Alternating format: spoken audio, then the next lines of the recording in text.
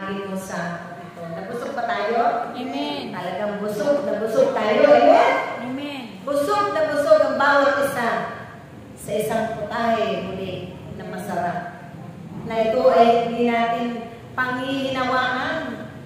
Na ito ang magiging daan, hindi lamang ng ating kaligtasan, na magkaroon tayo ng kaalaman, karunungan. Hindi tayo magiging mangmang sa salita ng Diyos, sa pamamagitan ng katuruan ng ating Panginoon, sa pamamagitan ng pagsusumikap ng bawat isa sa atin na makaparito upang makapakinig sa bawat pagtitipon dahil naroon ang Diyos. Narito ba ang Diyos? Amen. Narito ba ang Diyos? Amen. Amen? Amen. Amen. Parang mahina. Malakas na palakpak sa ating Diyos na buhay. Amen.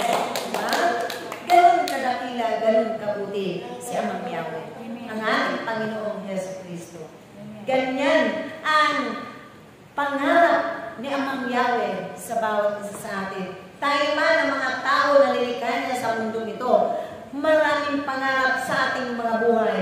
Pero mas higit pa ang pangarap ng Diyos na tayong lahat ay mapabuti. Hindi.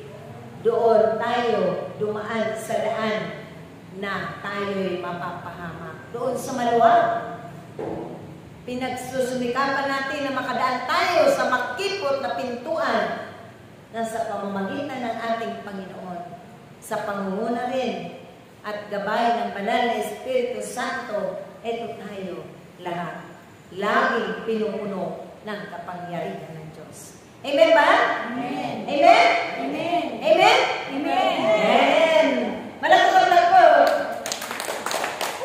Amen. Talagang napakasarap. Parang ayaw natin huminto. Parang ayaw natin matapos-tapos. Amen? Amen. Talagang lagi natin kinanatikan ang salita ng Diyos. So tayo po ay dadako na sa mga